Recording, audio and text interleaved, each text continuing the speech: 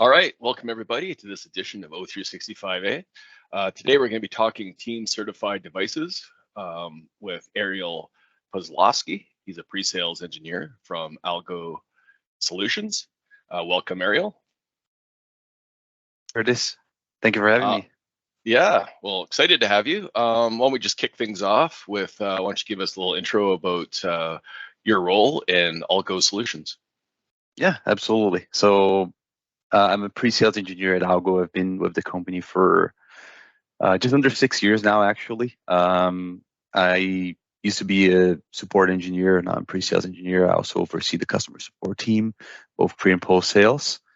Pretty technical, so my background is really computer science. I've always been in IT, heavily focused on networking. So yeah, Algo is a perfect fit. We obviously are a Canadian-based company. We've been around for over 50 years. We've always been in the telephony space. We used to manufacture analog telephony solutions back in the day. We were OEM manufacturers for Nortel as well back in the day. Over the last 10 years or so, we transitioned the business primarily to voice over IP endpoints. So we manufacture SIP compliant IP speakers, IP intercoms, paging adapters, visual alerters. So they're mostly geared towards public announcing, emergency alerting, and so on. Very good. Well, I'll turn it over to Habib. I think he had some more in-depth questions about the products. Yeah, I think, thanks, Ariel, thanks for coming on. Maybe I know that, you have a good group of products, across the board. Obviously, you said they're SIP certified. So, obviously you're certified across multi-platforms. We're mainly focused, ourselves on the Microsoft space. Maybe you could share some different scenarios that your customers use, these particular products, that are certified. Absolutely. So just, I guess, taking a step back, talking about Microsoft Teams first. Very recent and great news, obviously. We are the first IP paging endpoints outside of actual phones, but speakers, intercoms, and so on, to be natively compatible with Microsoft Teams SIP gateway. Still currently in public preview, but available for anyone out there that wants to try it, right? So basically, our devices can now integrate to Microsoft Teams as just like any other phone would. They would take up a user, so it could be a full user within Microsoft Teams, a regular, just a whatever user account you would assign to a regular person, or more commonly, it's going to have a shared device license. It just makes more sense for this kind of, for IP speakers, intercoms, and so on. It's more logical. But basically, they will integrate you. It's all about creating the profile on the Teams Admin Center, right? So set up that account, make it a shared device license, give it a name, and so on. Assign a DIG to that user. The user does have to have a publicly routable number. From that point on, if the Teams gateway is enabled for the organization in the calling space, it's just about going through the registration process, which is quite simple. It takes about 10 minutes or so. The device is up and running, and from that point on, it's addressable within Microsoft Teams. Like I mentioned, it will have a publicly routable number, regular 10-digit number. It will also obviously be an extension and a user within Microsoft Teams. So for internal calling, I want to look up the user on my Microsoft Teams client on my PC, on my mobile phone, all good, right? It will come up just like anyone else would come up. So pretty straightforward. Once the devices are registered, like I said, they can be set up in a ton of different ways. Primarily, they're going to be used for public announcing, right? So think of a factory floor. I need to get my staff attention, broadcast whichever message. Think of a school, think of a hospital where you need to do PA announcements, that sort of thing. And obviously a lot more going towards emergency alerting as well. So you can have your fire alarms, your tornadoes, your your code blue, code orange, right? Whatever that is. Does Awesome. that answer your question? Yeah, for sure. So just want to just touch a little bit back around just sort of the setup perspective.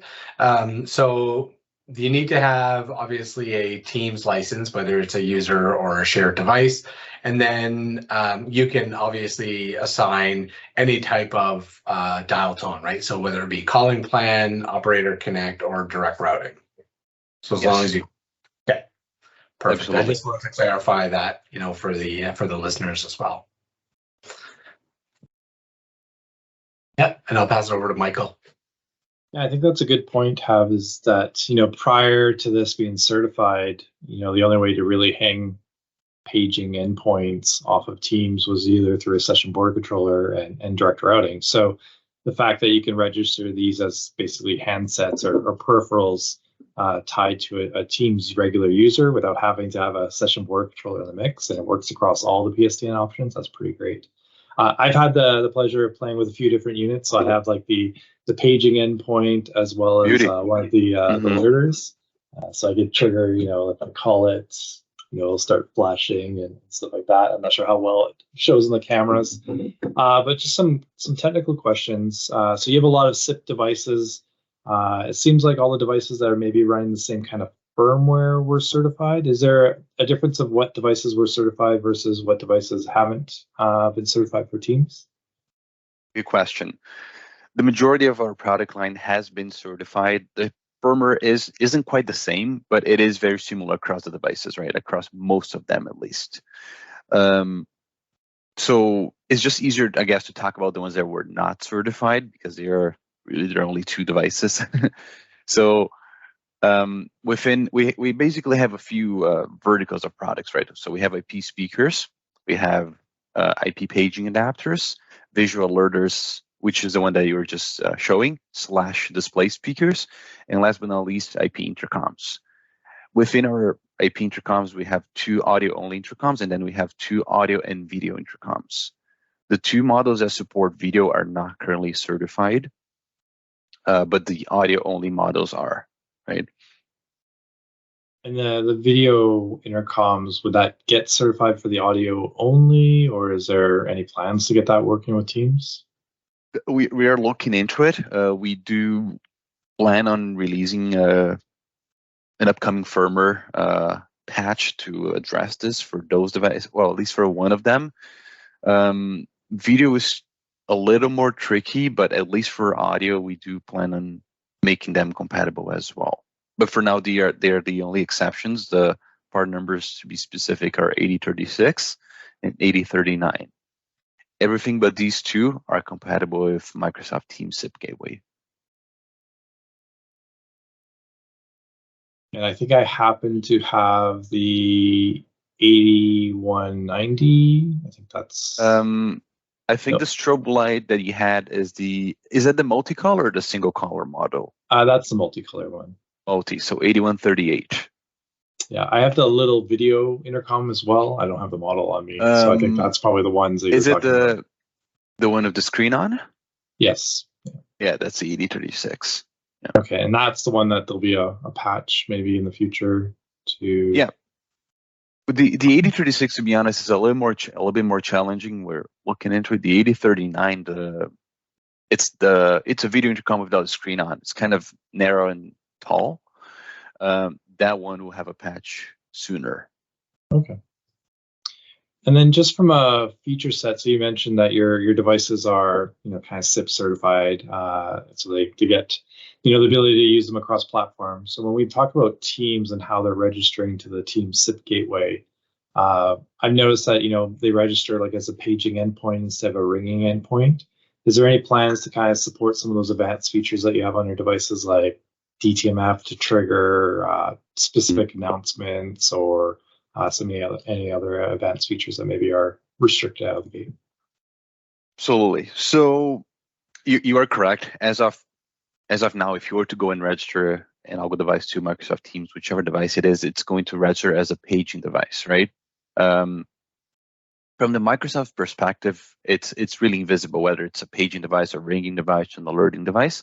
But from our side, it depends where the SIP credentials are located within the web interface, right? So yes, there are plans to answer your question. Right now, the process is it's mostly automated, right? So the device pulls up a provisioning template off Microsoft server. So it requires a little bit of work between the two of us, Algo and Microsoft, but we do plan on making it happen. Nowadays, let's say if you were to try and register an Algo device for alerting instead of paging on Microsoft Teams, are you able to? Yes, you are. It requires a little bit of manual intervention, but we are more than happy to go through that with our customers and explain how it's done. So our support team is trained on this. Anyone that reaches out and has a question, I'm trying to set up my 8180 IP audio alerter for loud ringing instead of paging Microsoft Teams. They will walk you through, right? So like I said, a little bit of manual intervention, but completely doable. DTMF that you brought up, perhaps for multi-zone selection, that's doable as well. Fairly simple. And then I've seen some ways of like copying the credentials that Microsoft pushes to the device and changing the config. Does Microsoft cycle that password periodically, and there's a risk of maybe it not deregistering or anything like that? I'm not familiar on that side. They shouldn't cycle the password as far as I know, but it's the downside is that if you were to do this kind of thing, you have to turn off provisioning, right? When you turn off provisioning, if you go in the Teams Admin Center, you're able to see when the Teams device is online or offline. You're also able to remotely reboot it. You lose that reboot capability, right? So obviously not ideal. It is a workaround. To be completely clear, a more definitive solution will come up in the near future. This is still in public preview, so it is kind of the low-hanging fruit there. But we do want to make it happen, absolutely. Ariel, maybe just for the benefit of our listeners, talk about the difference between a paging and versus a ringing device. Absolutely, good point. Great question. So we have 3 types of extensions that can be registered on our devices, and primarily focusing on IP speakers, paging adapters. Visual alerters work a little bit differently, but 3 types of extensions. Number 1, paging. Paging by nature auto answers and opens up a voice path. There are always different options within for delayed announcements, passcode, and whatnot, but in default settings, that's it, right? You go to a grocery store, someone is paging overhead, hey, I need the assistance at aisle 10. That's paging, right? It's a live announcement. Ringing is generally used in think of a factory floor, a noisy place, staff cannot hear the phone.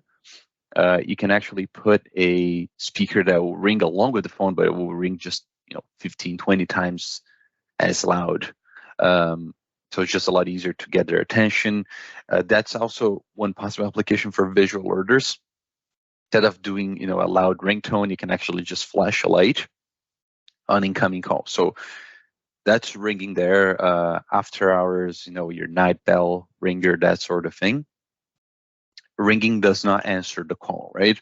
So there's a few ways of setting it up. It can be a ring group where you put the extension of that Algo speaker, let's say that ring extension, and then also the target phone. So when that group rings, the phone will ring normally as it always does. We will also ring, but the difference is we'll never answer, right? So either someone will pick up that phone and answer the call, or it's going to go to voicemail. But we'll basically ring or flash a light or both until the call is answered.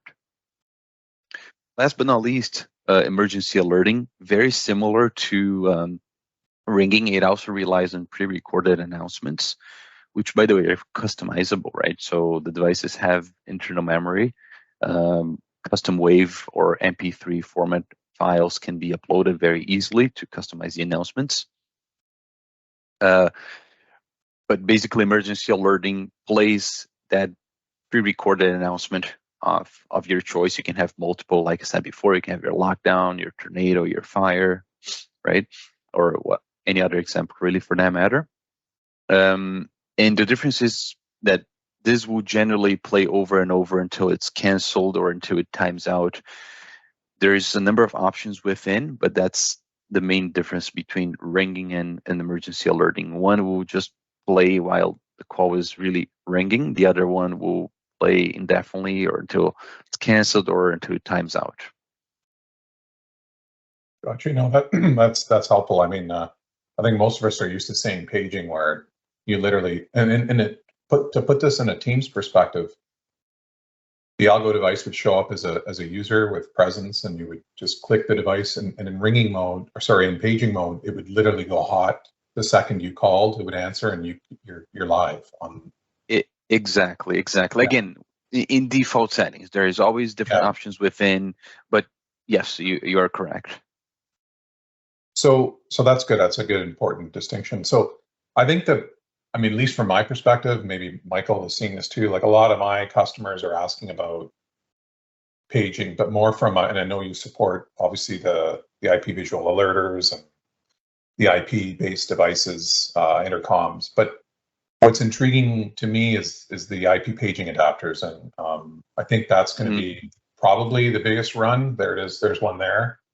Because they've got all these like AV equipment, PAs with the speakers. So they don't want to necessarily rip all that out. They work fine. They just need to hook into it somehow and make it Teams, make it available for Teams. So I noticed, I mean, and this is where I'm your expertise. I noticed you have both the 8301 and IP and the 8301 IC.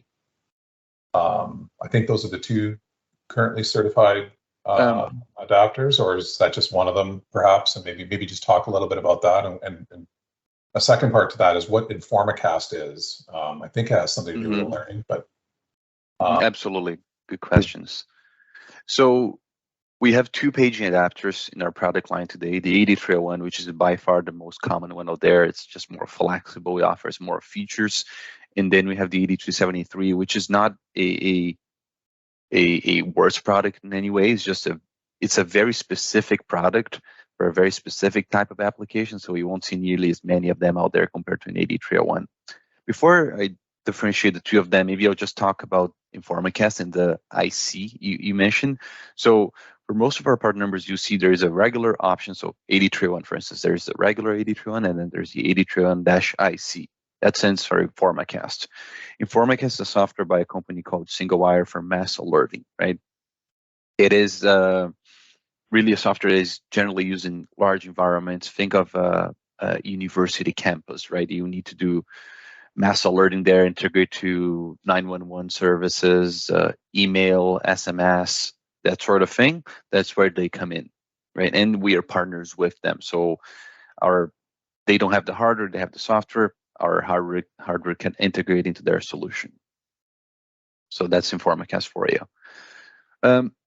Now, talking about the 8301 and the 8373, again, very similar devices. If anyone looks them up or have them side by side, they literally look exactly the same. The terminals on them are different, but the housing itself is the same. Even though they might look similar, they are completely different internally. Maybe I'll explain the 8373 first, because like I said, that's a very specific type of device. The 8373 is designed to integrate to a legacy amplifier like the 8301 is, but it actually lets you zone out a standard amplifier, right? So it loops the power out of the amplifier straight back into the 8373, and then where you normally have your 70-volt speakers connected on the back of the amp, you're going to move them towards the back of the 8373. So the amplifier is required for power, really. So we use that to loop the power straight back into the 8273, and then you have channel 1, 2, and 3, and that's where the speaker runs are going to be connected. So it lets you do two things. One, integrate your legacy paging infrastructure, of course, to Microsoft Teams, for instance. And it also lets you do zoning, right? So it lets you create up to 3 channels where you normally only had 1 channel. Like kitchen, sales floor, maybe the warehouse. Yeah, well, warehouses would be common, yeah, where they have, let's say, I have a warehouse with 30 speakers. I'm thinking of subdividing my warehouse into 2 or 3 different zones. Right. can I do this? Yes, you can. The 8373 fits the view perfectly. Now, on the other hand, if the application was just, I have this legacy paging infrastructure, it's a standard analog amplifier and analog speakers, am I able to integrate that to my Microsoft Teams environment? Yes, you are. Do you need to split them into different zones? No, I don't really. In that case, the 8301 fits the bill perfectly.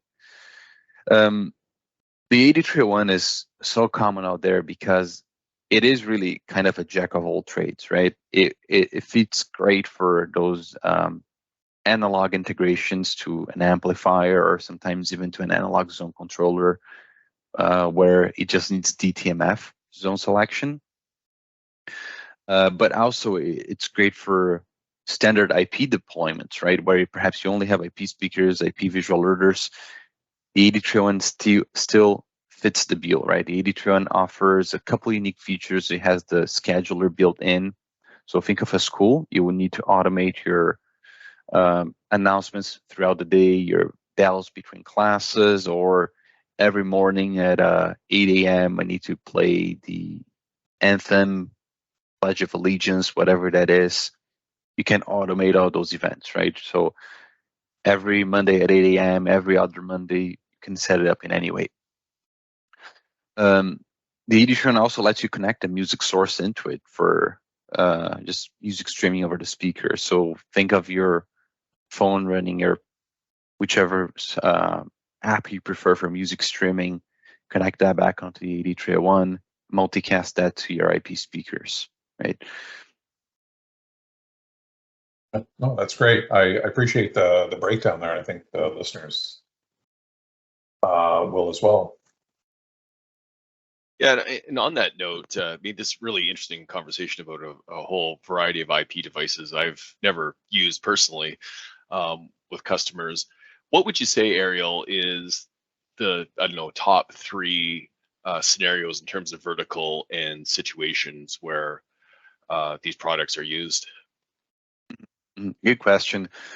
I'll be honest, it's hard to say top three because literally we have applications in every possible vertical you can think of. So I'll give you a few examples, but they're not in any way exclusive of other environments, other verticals, right? But a few big ones.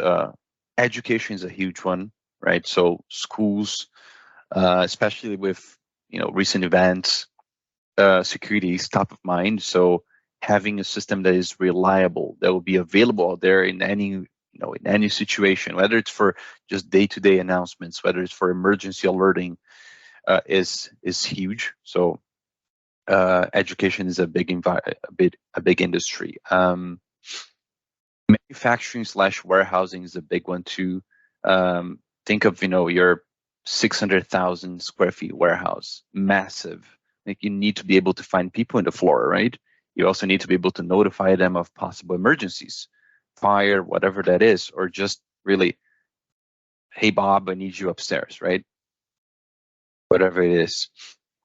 And then the third one, I would say healthcare is a big one too. Hospitals also very much rely on paging and alerting systems. But all the other industries are growing as well. Along transportation is another one. Think of an airport. Which airport doesn't need paging, right? All airport paging is a challenge to understand. They're all muffled, Yeah. so hopefully your solutions are better. That's because they're not using Algo speakers. All right. Well, yeah, I was just looking at the verticals on your website. There's quite a few, and with your product lineup, I can see how the scenarios are pretty wide set of scenarios that they're applicable to, for sure. They are absolutely. Very flexible devices, like I mentioned. They really can be set up in a ton of different ways. That's also why we offer our pre-sales team to assist, and I'm part of that team to assist in, let's hear what you need, let's come up with a solution for you, because really there are a lot of different ways to use the devices. Yep. I would just take a step back also. You brought up paging quality. That's huge for us, right? Just making sure the announcements are intelligible. In that topic, our product support narrowband codecs for voice, and they also support wideband codecs. I don't have a slide ready to pull up now, but I can share that later on. If you want to include a link, we could do that. If you were to look at the frequency range of where humans can understand announcements, what you see is if a speaker doesn't support a wideband codec like G722, you're losing on 25% of its speech intelligibility, right? So obviously we support it. It makes a huge difference to make sure the announcements are nice and clear. Obviously, the positioning of speakers, the number of speakers, whether it's appropriate for the environment or not, is also a huge factor. And the reality is that those analog speakers that have been sitting, in the airport or anywhere else, really for that matter, for 30 years are 30-year-old speakers. Yeah, definitely. I'll ask one super quick question, then we'll do a wrap. Whenever you're dealing with devices, of course, you have firmware upgrades. Are most of the Algo devices upgraded through Teams Admin Center, or is there a separate out-of-band process which upgrades the firmware? Good question too. As of today, it's completely outside of Microsoft Teams. Also something that could change down the road. Like I said, this is still in public preview phase. So very recent, there's going to be a lot more coming down the road. But as of now, if you were to do firmware upgrades, there's a couple main ways. One would be just manually go to our website, download the firmware, apply it to whatever devices you have. By the way, firmware upgrades are completely free for anyone. It's available on the website. Just go ahead, download it, and apply the firmware. What you can also do is on the device itself, actually, if the device has internet connection, and for devices that are registered to Microsoft Teams, they would have to have internet connection. There is a check firmware button on the interface, actually, so the device just upgrades more easily, but still requires a little bit of manual intervention. The other way would be if you are using one of our management solutions. So we have a couple solutions for larger deployments just to facilitate management, pushing settings, being notified if something ever goes offline for whatever reason. They facilitate firmware upgrades as well. Still, we on purpose don't let it auto upgrade. There are many customers out there that would just prefer to manage the upgrades themselves. It's a little bit differently than our smartphones that generally make sense for them to auto upgrade, but in our environment, it doesn't really do as much sense. Yeah. Something else that I've kind of steering the conversation a different way, but just before we wrap up, I think it's important to mention, we talked about Microsoft Teams, the registration process, how we'd go about assigning a common area license to a particular device and so on. That works great for, I have one speaker, two speakers in my environment. What if I have 100? Do I need to use up 100 licenses? No, you don't, right? For many reasons, you should never do this. Scalability, obviously it's not cost effective. You're going to run into issues when paging larger group of devices and so on. So we actually use multicast, which is just a method of carrying data across a local network in one-to-many format instead of one-to-one or one-to-all. And basically, when you set up multicast, you can scale the solution to any number and combination of devices. So you could have your 80 Tray 1, for instance, registered with a page extension to Microsoft Teams, multicasting over to 10, 100, 1,000 IP speakers in your network. So scaling to any number and combination of devices, right? IP speakers of different kinds, visual alerters, even third-party IP devices that support receiving multicast can be included in the mix. And also zoning, right? Up to 50 zones that are supported via multicast. So it could be a standard, one zone, I'm either paging all of my speakers or none, or you could break them further down into different zones. Oh, that's good to know. Okay, well, we'll leave it at that. I could ask a lot more questions, but I think we're coming up on the 30-minute mark. Ariel, thanks so much for being on. It's really interesting to hear Yeah. about these types of devices because, you know, traditionally we just play in the, you know, speaker headset area. So super interesting and super informative. So thank you very much. And we'll talk to you later. No problem. Thank you for having me. Yeah. Take care, guys.